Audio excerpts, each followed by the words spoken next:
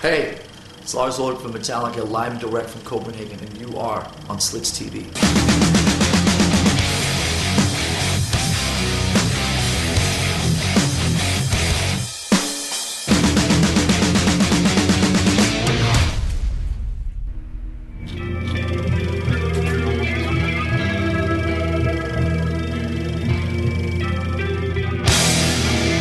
Song about that the second that you die, you look back on your life. Yeah. And the original idea was to start it with a heartbeat, and then to end it. You know, when the song was over, to end it with a flat line. Yeah. You know, but the flat line thing sounded really silly and cheesy.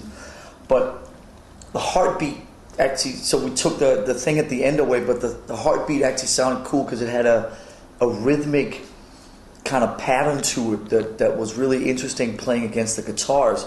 So we kind of left it. So there's no grand statement about Metallica being alive or not. It's a song about a guy in a moment of death who just looks back and he realized he'd never opened his eyes while he was alive. It's not much more complicated than that.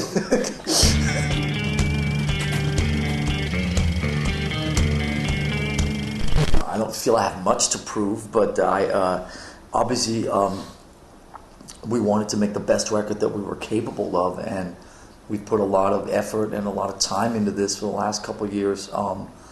I think we wanted to working with Rick and getting Rick Rubin involved was we wanted to just try and do something different and try to have a different guy in there for the process and a different person to work with and we wanted to. I mean, I guess there's a side of us that still wants to. I don't know if it's wants to be. It's not so much to be accepted as it is to be at least considered relevant. I don't want to be. I don't want to be some band that just shows up and at fairs in the summer and plays the hits from 25 years ago. So it's still fun to make records. It still feels vital to make records. So I guess we'd like to still be considered irrelevant. But I don't know. Obviously we're making the best record that we can. I think, there's a lot of goodwill for Metallica, obviously, and there's a lot of people that wants us to do very well with this record. I can feel, but Rick Rubin. They're going to make the best record. I mean, it's the best record that we're capable of making. I don't know if it's, people sit there and go, Master of Puppets. I mean, it can never be Master of Puppets because it's not 1986. If Master of Puppets came out tomorrow, it wouldn't be Master of Puppets because it's 2008 and it's a different, the universe is different, you know what I mean? So you do the best you can and then at least you can, put your head on the pillow every night and know, I did the best I could. So as long as I felt that I've done the best that I could, then I'm pretty happy.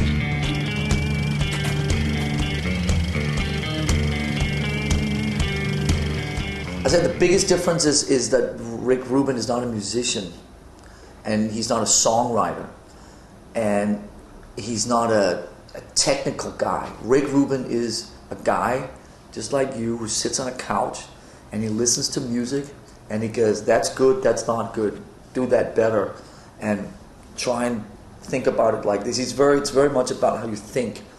And so where Bob Rock would sit and go, he'll sit with a guitar and go, why don't you try this chord instead of that chord or something.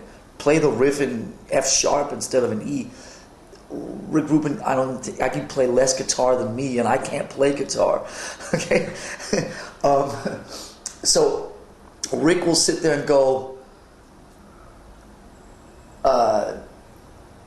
play all the songs in E instead of E flat because James's vocals sound better in E than in E flat. When he sings higher, he sounds more vulnerable. That's what Rick Rubin says. Bob Rock says more like, play the chorus twice at the end or play it in a different key or something. So he's very much more from a musician's point of view where Rick is more about feel. Everything to Rick is about how it feels. He closes his eyes He has his little prayer beads, and he kind of sits there and he like listens to it. And he talks about how it feels. It's very, very different. Rick Rubin is very difficult to figure out. You can't pin him. I spent a lot of time trying, trust me, and you can't pin Rick Rubin. And that's part of the magic with him, is you gotta just surrender to Rick Rubin and then go on the journey with him.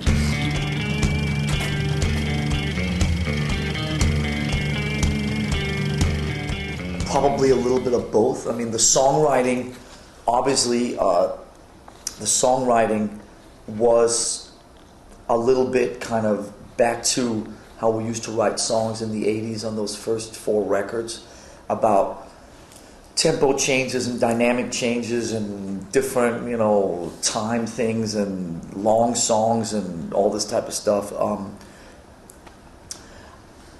I let Rick and Greg Fiddleman, his kind of guy, his engineer, I let them deal with most. They wanted the record to sound very organic, and they don't use samples, they don't use echoes and reverbs, they don't use gates. It's very much, it's how it sounds, it's very organic. That's Rick Rubin's favorite words, organic. I don't know how you say that in Swedish. Ekologisk. Maybe it doesn't have quite the same meaning, but that's okay. So the sound was really more them kind of doing their thing.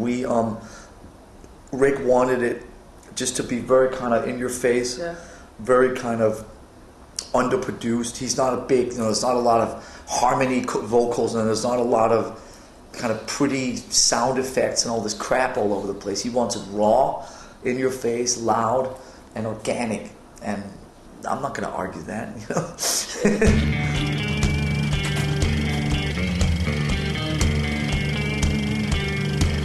I'm Metallica's biggest fan, so I think about what I want to hear. And then if I want to, whatever I want to hear, then I hope that that's what everybody else does. I mean, listen, of course, we have a very, very, very, very close relationship with our fans. I think among the closest, but when we write the songs, I think the fans trust us enough to know that whatever we need to do at that time is what we need to do, because the one thing we've never done, is we've never bullshitted anybody. So we've never given somebody what they wanted or what they expected from us. Whatever we do, whatever people think of us, they can never take that away from us, because it's always been honest and it's always been pure in the moment. And I think ultimately most Metallica fans will be happy if we're happy. Yeah. Because they can't. I mean, like I said, I think they really do appreciate our honesty with that. And we've done some things that some Metallica fans were not very excited about, and that's okay. But I think at least they respect us enough to go, maybe St. Anger is not my kind of record, but they needed to do that for themselves. And so, I think we've got a pretty cool relationship on that level.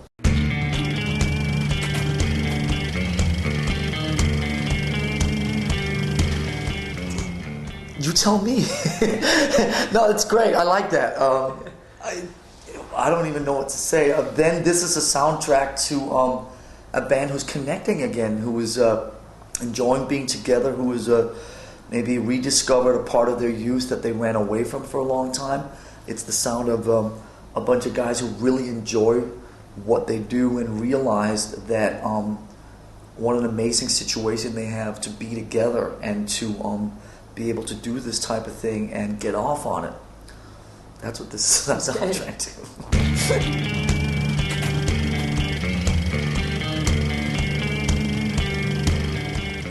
I think he makes Metallica sound great. He's awesome. I mean, he's fucking awesome. He's effortless. He's such a good vibe to be around. Kirk spent quite a bit of time in Hawaii doing family things, so he wasn't there a lot when me and James were writing. But Rob would be there quite a bit, and when Rob was there, he actually found a way to be kind of part of that. So he's been a great bouncing board, and he's just a great bass player. He's quick, he's effortless, and I think as a drummer, he's given